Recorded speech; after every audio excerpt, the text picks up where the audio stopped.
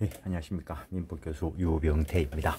자, 오늘은 변제 쪽에 마지막 있는 목차 변제에 의한 대위, 변제자 대위, 그냥 간단하게 대위 변제다라고 하는데, 일단 화면을 통해서 목차 정도를 간단하게 보십니다.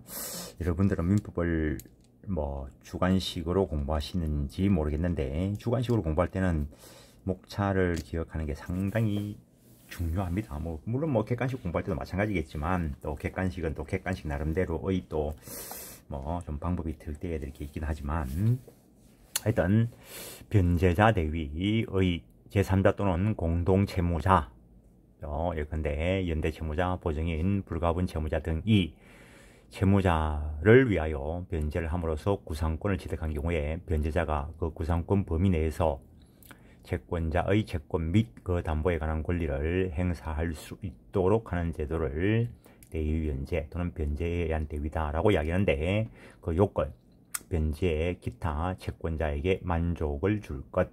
그래서 제3자의 변제, 대물변제, 공탁 또는 담보권 실형으로 소유권을 잃은 자, 그 다음에 연대채무자, 연대보증인이 채권을 양수하거나 상속하여 혼동이 생긴 경우, 그 다음에 그 변제자가 채무자에 대해서 구상권을 가지고 있어야 된다는 거, 그 다음에 채무자의 승낙이 있어야 되는 임의대위라는 것도 있고, 변제할 정당한 이익이 있는 자는 법률상 당연히 채권자를 대위하는 경우도 있다라는 거.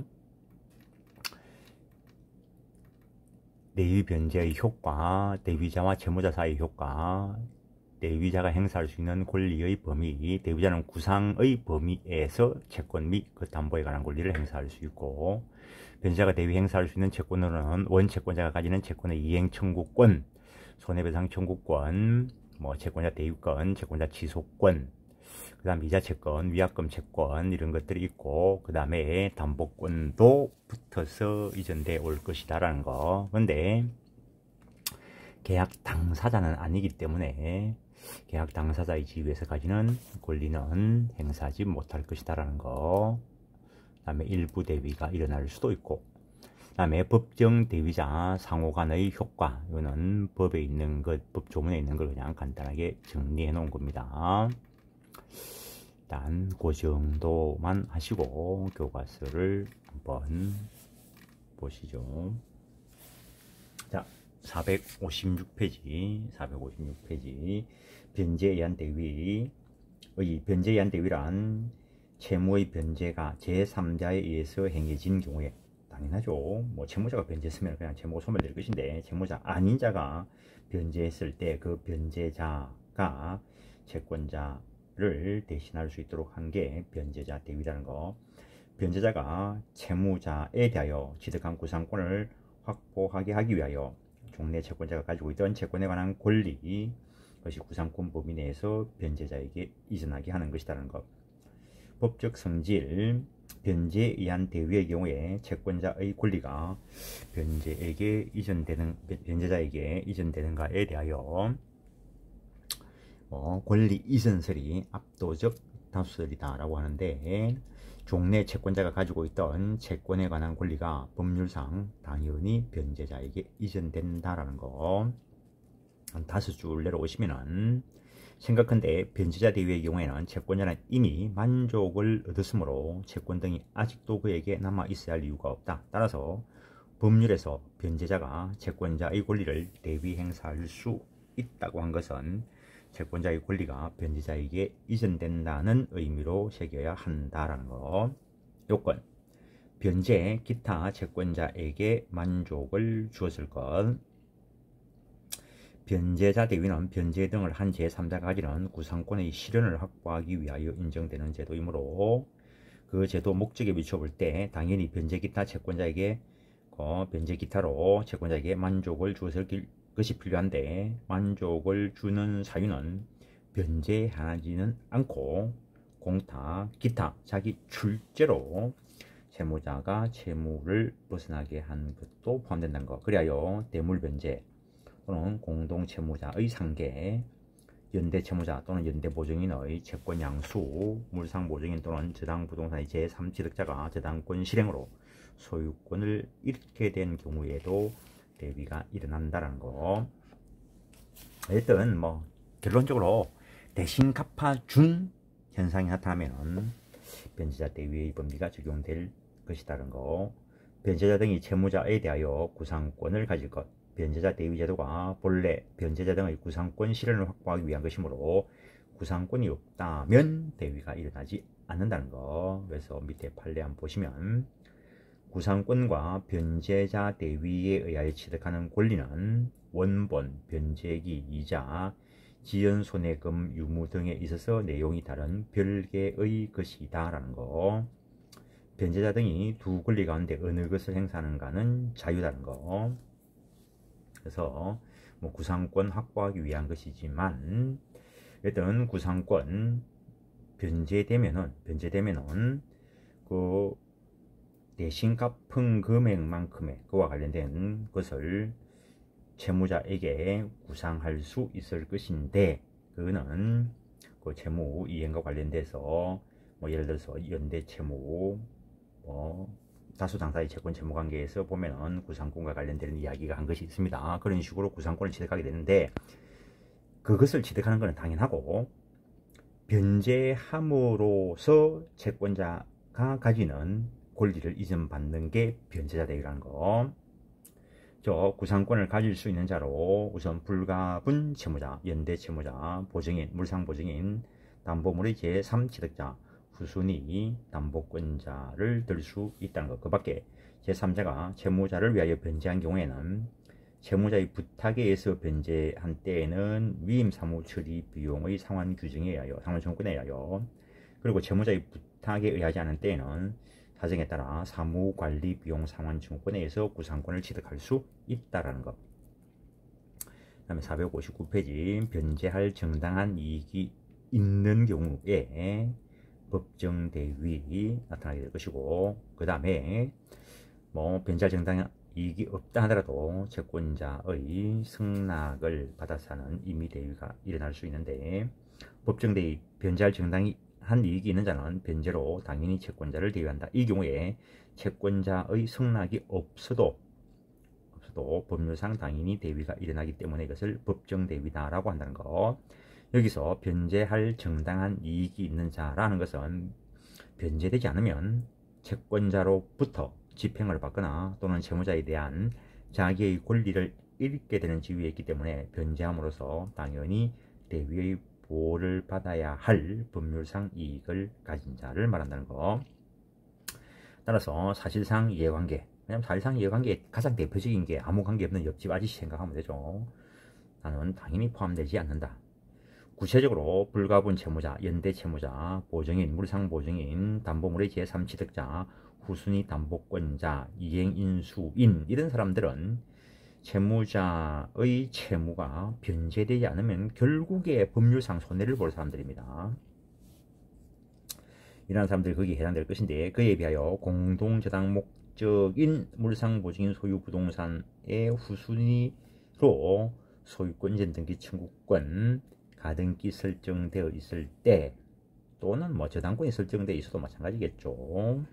그 부동산에 대하여 먼저 경매가 실행되어 앞에 있는 그 공동저당권자가 물상보증인 소유 부동산을 먼저 경매 실행해서 매각대금 전액을 배당받고 채무 일부가 남은 경우에 그 가등기 권리자, 뭐 후순위 저당권자도 마찬가지입니다. 물상보증인이 선순위 저당권을 대위하여 그 가등기 권리자 또는 여기에 있는 후순위 저당권자는 이 선순위 저당권에 대한 물상 대위함으로써 우선 변제를 받을 수 있으므로 손해볼 일이 없다는 거죠. 변제할 정당한 이익이 있는 자에 해당하지 않는다. 이거는 물권법 쪽에서 공동저당 법리가 이해가 되었어야 이걸 읽으면서 그냥 그대로 받아들일 수 있는데, 민법은 이해되지 않으면 전부 외워야 되는 문제가 발생하는데 외울 수가 없죠. 이거 이해되고 나면은 아 그렇구나 하고 넘어가는 건데, 그래서 옛날에 우리가 공부할 때는 이게 뭡니까 라고 선배님들한테 물으면은 이해될 때까지 읽어라 그 사람도 이해했는가 아닌가 모르겠지만 자기도 오랫동안 세월을 들여가지고 이해를 한 걸 가르쳐 주기 싫다는 그런 내용이 담겨 있었던 것 같습니다. 그 당시에는 뭐 민법 강의를 학원에서 하는 경우도 거의 없었으니까.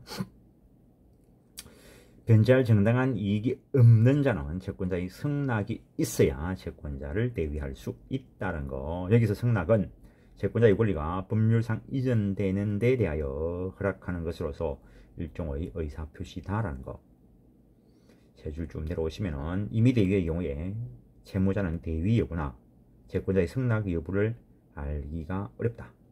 그런가 하면 대위하는 변제자와 제3자 즉 대위자와 양립할 수 없는 법률상의 지위를 취득하는 자 사이의 우열관계도 문제가 된다. 그래서 민법은 채권 이전이라는 점에서 변제자 대위와 유사한 지명채권 양도의 대항요건에 관한 규정을 준용한다. 그래서 채권 양도 대항요건과 관련되는 법리를 여기에 적용한다라는 거. 효과, 대위자와 채무자 사이의 효과. 채권자를 대위한 자는 자기의 권리에 의해서 구상할 수 있는 범위에서 채권 및 그 담보에 관한 권리를 행사할 수 있다.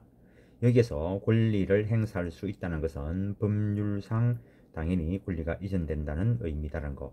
그리고 채권에 관한 권리는 그 채권과 관련된 이행 청구권, 채무 불이행으로 인한 손해배상 청구권, 채권자 대위권, 채권자 취소권 등을 가리키는 것이고, 그 다음에 채권 담보에 관한 권리는 질권, 저당권과 같은 물적 담보와 보증에 대한 권리와 같은 인적 담보는 물론이고, 이런 부종성 때문에 법률상 채권이 당연히 이전되면 이것도 붙어서 이전되는 게 원칙이라는 거죠. 채권자와 채무자 사이의 채무 이행을 확보하기 위한 특약이 있는 경우에 그 특약에 의하여 채권자가 가지게 되는 권리도 포함된다라는 것. 한편 대위자는 그가 취득하는 권리를 구상권 범위 내에서만 행사할 수 있다는 것. 당연하겠죠. 갚은 금방큼 이거죠. 초과되어서는 안 될 거죠, 당연히.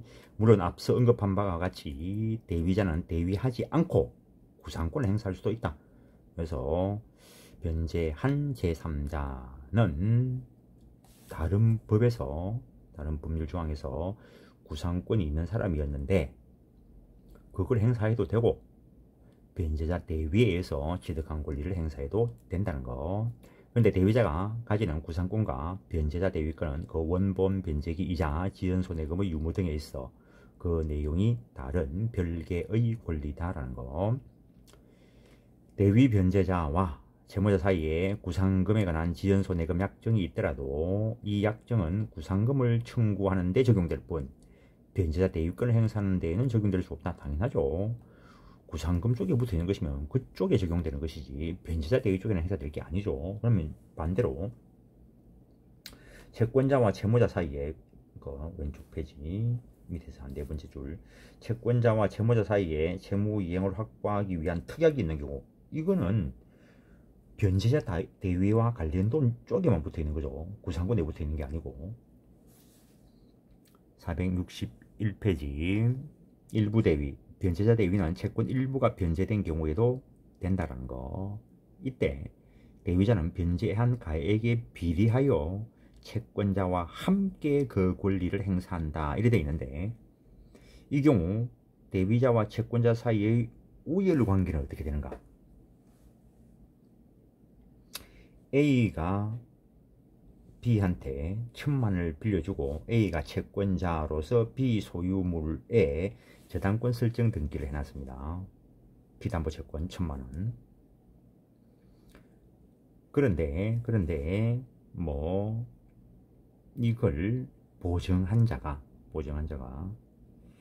뭐 돈은 다 없고 해서 일단 우선에 500만원을 대위 변제했다고 봅시다. 그러면은 500만원에 대해서 그 가액에 비례해서 권리를 행사할 수 있을 것인데 이때 비소유의 부동산에 A에 대해서 A가 저당권을 가지고 있는데 그 저당권에 일부 부기 등기를 했다고 봅시다.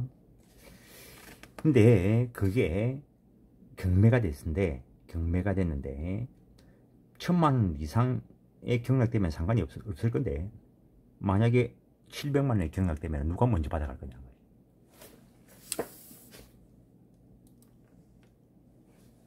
그때 원래 저당권자가 우선 변제받는다는 거, 462페이지 보시면 그 중간 약간 위에 판례는 채권자가 대위자에 우선하여 변제받는다는 거, 그 정도 하겠습니다. 그걸 길게 교과서에서 늘어 쓰고 있습니다. 465페이지를 보시면 계약 당사자 지위에 따른 권리 이전 여부, 요거는 계약 당사자가 아니기 때문에 변제자 대위에 의해서 계약 당사자 지위가 이전되는 게 아닙니다. 따라서 계약 당사자 지위에서 가지는 취소권, 해제권, 해지권, 이거는 이전되지 않는다는 거. 취소권은 법률행위 당사자끼리의 문제이고, 그게 계약과 관련돼서 나타날 수도 있는 것이고, 그 다음에 법정대위자 상호 간의 효과. 민법은 법정대위자가 여럿 있는 경우에 혼란을 피하고 공평을 유지하기 위하여 이들 사이의 대위 순서와 비율을 규정하고 있다라는 거.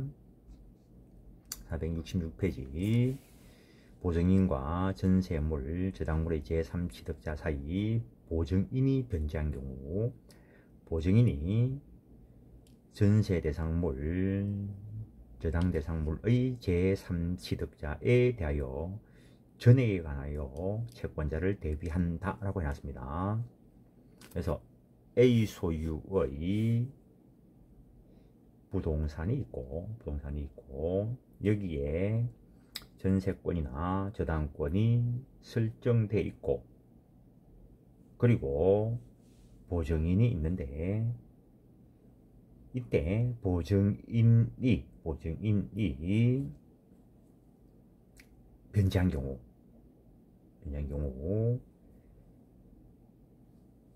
보증인의 채권자 대위를 인정한다는 거죠. 근데 이 대위를 하려면 미리 전세권, 저당권 등기에 대하여 대위의 부기 등기를 해야 된다. 그래서 저당 목적물, 전세 목적물과 관련되어서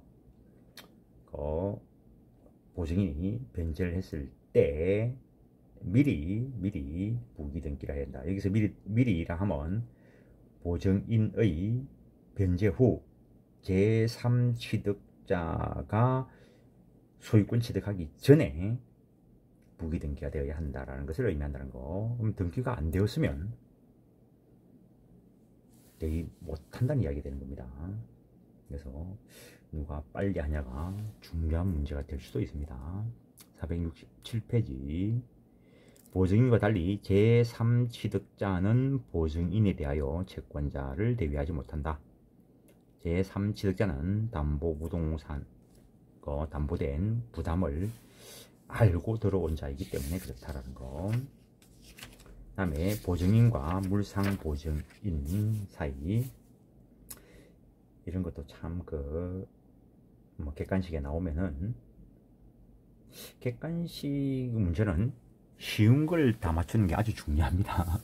어려운 거 한 개 맞춘다고 10분 투자하는 것보다 그 10분 투자 사이에 쉬운 거 10문제 풀고 어려운 거 하나 찍고 넘어가는 게 훨씬 고득 좀 하는데, 그 어려운 거 한 개 풀려고 난리치는 수가 있죠. 물론 요새 변호사 시험은 그게 난이도에 따라서 점수가 다른가, 점수가 다르다면 좀 투자할 가치가 있겠죠. 일단 이런 계산 문제가 옛날에 사법시험에서 거의 나오진 않았지만, 일단 보증인과 물상보증인 사이에는 그 인원수에 비례하여 채권자를 대위한다. 그래서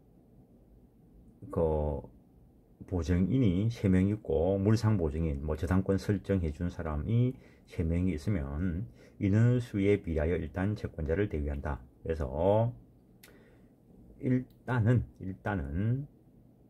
안분해 가지고 금액을 정하고, 만약 보증인이 물상보증인을 겸하면 보증인 1인으로 계산하고, 근데 물상보증인끼리는